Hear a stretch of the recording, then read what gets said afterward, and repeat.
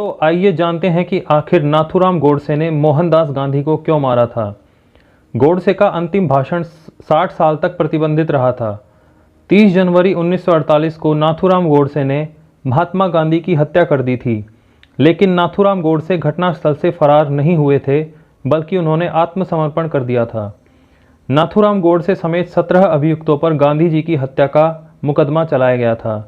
इस मुकदमे के दौरान न्यायमूर्ति खोसला ने नाथूराम गोडसे से अपना वक्तव्य पढ़कर सुनाने को कहा, जिसे न्यायमूर्ति ने स्वीकार कर लिया था। हालांकि सरकार ने नाथूराम के इस वक्तव्य पर प्रतिबंध लगा दिया था, लेकिन नाथूराम के छोटे भाई एवं गांधी वध के सहयोगी गोपाल गोडसे ने 60 साल की लंबी कानूनी लड़ाई के बाद विजय प्राप्त की और नाथूराम का वक्तव्य प्रकाशित किया गया। नाथूराम गोडसे ने गांधी वध के पक्ष में अपनी 150 दलीलें न्यायालय के समक्ष प्रस्तुत की। तो दोस्तों, आज हम आपको दिखाने जा रहे हैं उसी वक्तव्य से कुछ मुख्य अंश। नमस्कार दोस्तों, मैं अक्षय शर्मा स्वागत करता हूं आपका हमारे चैनल द इंडियन पैट्रियट में। नाथूराम का विचार था कि गांधी जी की अहिंसा हिंदुओं को कमज़ोर बना देगी। कानपुर में गणेश शंकर विद्यार्थी को मुसलमानों ने निर्दयता से मार दिया था।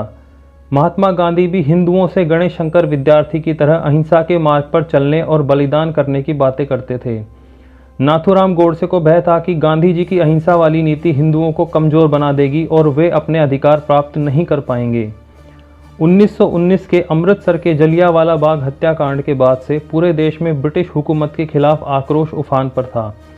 भारत की जनता इस हत्याकांड के खलनायक जनरल डायर पर अभियोग चलाने के उद्देश्य से गांधी के पास गई, लेकिन गांधी ने भारतवासियों के इस आग्रह को सिरे से नकार दिया।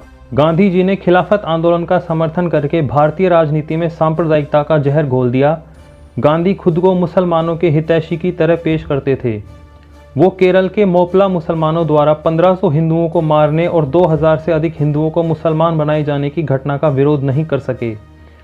कांग्रेस के त्रिपुरा अधिवेशन में नेताजी सुभाष चंद्र बोस को बहुमत से कांग्रेस अध्यक्ष चुन लिया गया था, किंतु गांधी ने अपने प्रिय सीतारमैया को समर्थन दे दिया और गांधी ने सुभाष चंद्र बोस को इस्तीफा देने के लिए मजबूर कर दिया। 30 मार्च 1931 को भगत सिंह, सुखदेव और राजगुरु को फांसी दे दी गई।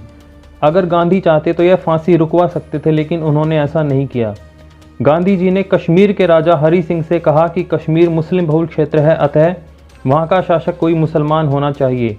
अतः राजा हरि सिंह को शासन छोड़कर काशी चले जाना चाहिए और वहाँ जाकर प्रायश्चित्त करना चाहिए, जबकि हैदराबाद के निज़ाम के शासन का गांधी जी ने समर्थन किया था।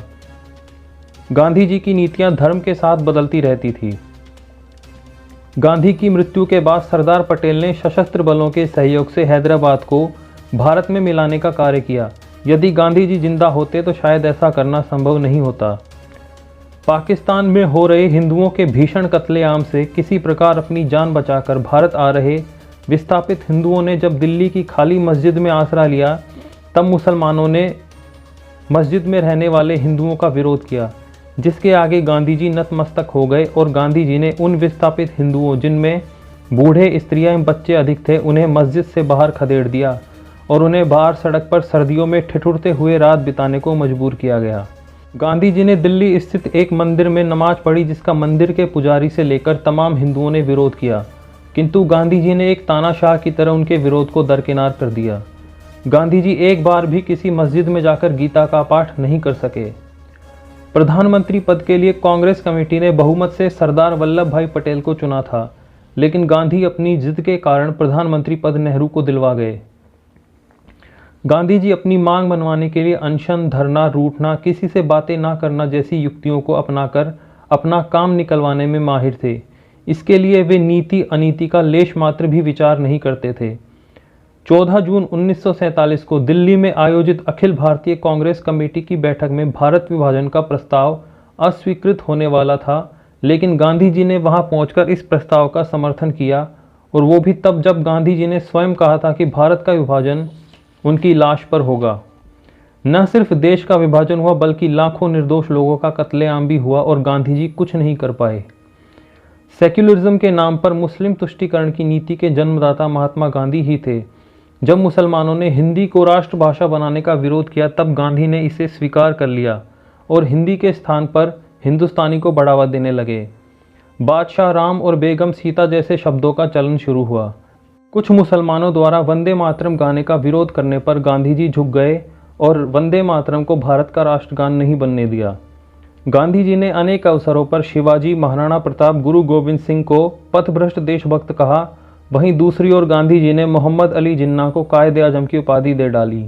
कांग्रेस ने 1931 में स्वतंत्र भारत का राष्ट्रध्वज बनाने के लिए एक समिति का गठन किया था। इस समिति ने चरखा अंकित भगवा वस्त्र को राष्ट्रध्वज के रूप में मान्यता दी, लेकिन गांधी जी की जिद के कारण तिरंगे को राष्ट्रध्वज के रूप में मान्यता दी गई।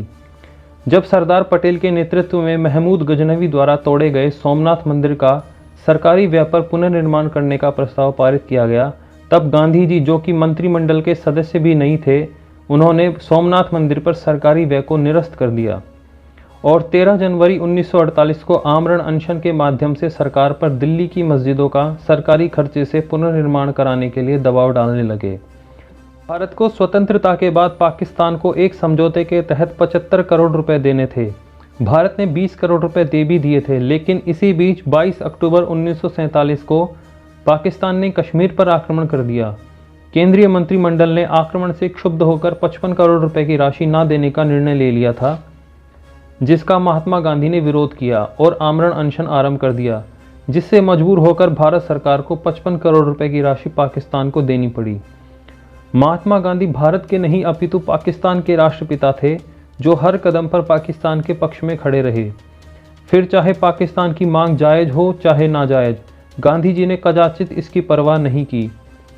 इन घटनाओं को देश विरोधी मानते हुए नाथूराम गोडसे ने महात्मा के वध को न्यायोचित माना। नाथूराम गोडसे ने न्यायालय में यह स्वीकार किया कि गांधी जी बहुत बड़े देशभक्त थे।